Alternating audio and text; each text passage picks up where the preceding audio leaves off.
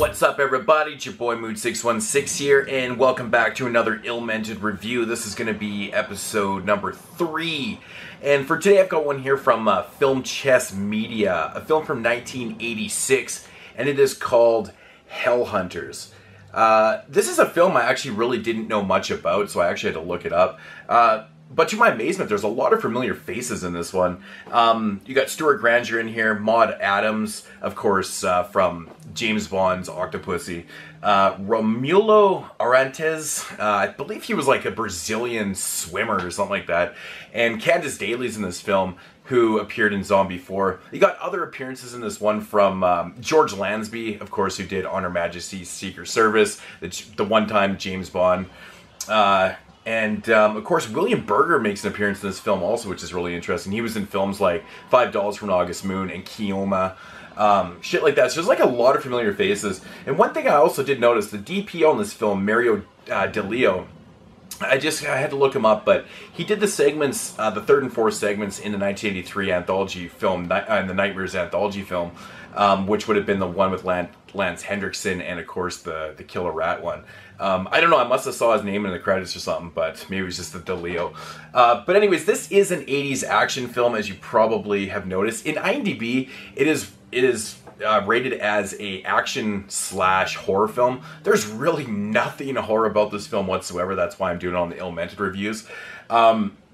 So basically, getting into the synopsis of this one, it follows your main character, Maud Adams, who plays a Nazi hunter.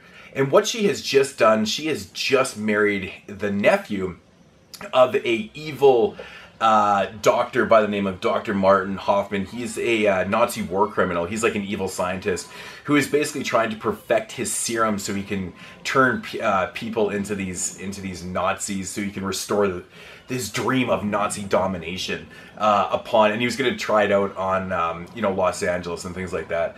But anyways, so what happens is he ends up finding out about Maud Adams' plan, and he has her killed. So in steps her niece, played by Candace Daly right there, who grabs up a couple more people, this Romulo guy or whatever you want to call him, and a couple other people, and they set out to South America to find out where his hideout is, to exact some revenge upon him, and also claim the reward money that's out for him also. So yeah, that's the synopsis of the film. Now my thoughts on this one. This film right here is a very, very 80s cheese-tastic action film. Basically what you're going to get is everything you love in these B-movie action films. You got lots of great, clothing. The music is just really fantastic in this. And lots of really good dialogue and so many funny one-liners in this film too. I think it's more or less unintentionally funny, to be honest. There's this one character, Nelia here. She's actually one of the main characters in the film. She's one of the characters that helps out your Candace Daly's character. She's not even credited in this film for whatever reasons, but she's freaking beautiful. But she's got some of the best moments in the film. Like, there's this one moment where Candace Daly's character says to her, she's like, "Why do you smoke those cigars?" And she's like, "Well, I like long and hard things in my mouth all the time." So that's basically the type of dialogue you're going to get with this one.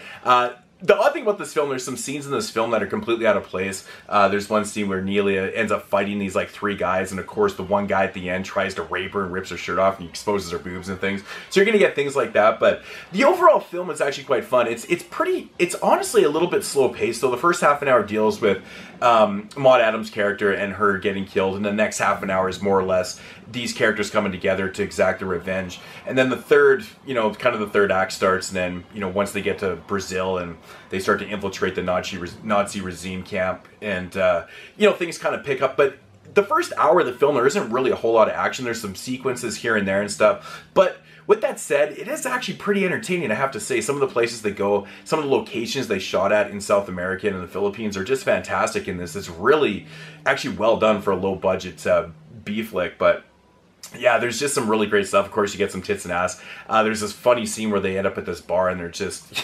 it's just, again, the scene just seems completely put in there just to have some TNA in there, but I don't know, really good stuff. But of course you are going to get some explosions and some, cheesy moments in this one, but it is a lot of fun. There's not really a whole lot to the film, But there is definitely some cheesy moments in this one. And, you know, I gotta say, man, the third act is just hilarious. Once they start to infiltrate the Nazi camp run by Dr. Martin Hoffman, it's just like, okay, these four people just totally go in there against all these people, and it's just things like that. To my amazement, there's actually points in this film where they're reloading their guns. It's not one of those films where they never run out of bullets. They're actually, like, reloading their stuff. It's pretty funny, actually.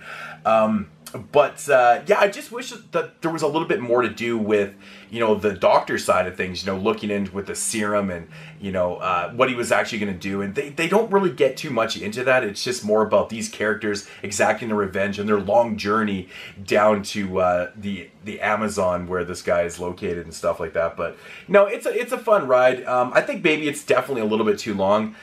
They probably could have cut down the first half an hour a little bit because they didn't need to tell the first, you know, 30 minutes in 30 minutes. I think that this one definitely could have benefited from being edited down quite a bit. It could have been 15, 20 minutes shorter for sure. Interesting thing, man, that Romulo Artes guy, man, he completely reminds me of Eric Roberts. He's like a Brazilian Eric Roberts, 100%, man. It's just absolutely hilarious.